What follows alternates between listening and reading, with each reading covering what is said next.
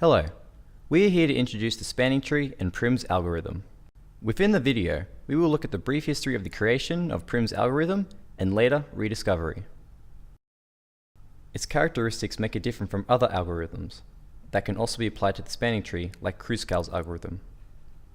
A step-by-step guide on how to use it effectively and how it is applied, and lastly, on how it can be applied within the modern world. Before we can look at Prim's algorithm, we must look at what it applies to in relation to mathematics. The answer is that it relates to two things, a greedy algorithm and a spanning tree.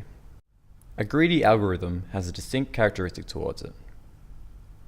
Its intended use is to find the best immediate solution while finding an answer, and it applies to the entire graph. However, on occasions it can find a solution that is not entirely optimal. A spanning tree contains all of the vertices within a graph, utilizing only some of the edges, and contains no cycles. Prim's algorithm uses both of these to find a minimal spanning tree for an undirected graph. This means that it finds a graph where all the vertices are connected and the total weight of the edge is minimized. It was developed in 1930 by mathematician Wojciech Jarnik, and later rediscovered both by computer scientist Robert C. Prim in 1957 and Edgar Dijkstra in 1959. Prim's algorithm can be applied to many facets of life, ranging from jobs that have heavy reliance on length to software applications that generate mazes and puzzles. The minimum spanning trees were first studied for ways to lay out electrical circuits within cities. They needed to minimize the amount of spanning that was used to install wires between houses. Prim's algorithm was applied to find the lengths that would have the least rate, making shorter lengths of wire, hence minimizing cost and redundancy. Typical problems were faced on designing internal computer networks. These networks needed to optimally arrange the connections between computers while faced with the constraint of location and installation cost.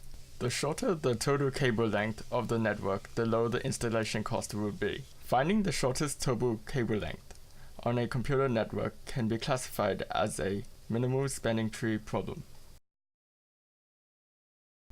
The application of Prim's algorithm has been implemented into modern-day hardware, where the performance of computing units, such as CPUs, can be analyzed and tested through running Prim's algorithm, where the speed of calculations done by each unit can be compared to one another, giving this algorithm a major role in hardware development. When tested on CPUs, the algorithm itself is memory-bound, with a low computation requirement. Hence, its performance is highly dependent on the organization of memory storage and memory access patterns. Prim's algorithm can even be used in programming.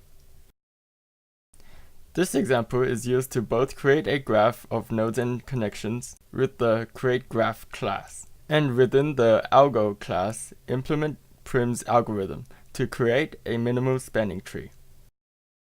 While the code has no specific purpose, it can be applied to many other variations of software to create mazes, puzzles, and plans for roads or electrical work. We are now going to explore the concept behind Prim's algorithm. Prim's algorithm, as mentioned earlier, is a greedy algorithm that finds the least weighted graph. Our assumption here is that the graph is not empty, so we apply the algorithm until the tree spans all vertices. The first step involved in using Prim's algorithm is by initializing a spanning tree, where any vertex is selected from the given graph. Of the edges that connect the spanning tree to vertices in the graph that are not yet in the tree, only the minimum weighted edge is added. This method is repeated until all vertices of the graph are added, forming a minimum spanning tree. Here we have a graph that contains 4 vertices and 5 edges. To start the spanning tree, we are going to select a vertex A, as shown in red. The next step involves taking a look at the edges that connect the tree, in red, to vertices that are yet to be added, in blue. AB has a weight of 1, where AC has a weight of 2. Since we only require the minimum weight edge, AB will be added to the tree. Now we are going to look at vertex C. C is connected to A with a weight of 2. but it is also connected to B with a weight of 3. Once again, the minimum weight edge, AC, will be added. The same is done for vertex D, with BD of weight 4 chosen over CD of weight 5. The spanning tree is now completed as there are no longer any missing vertices from the graph.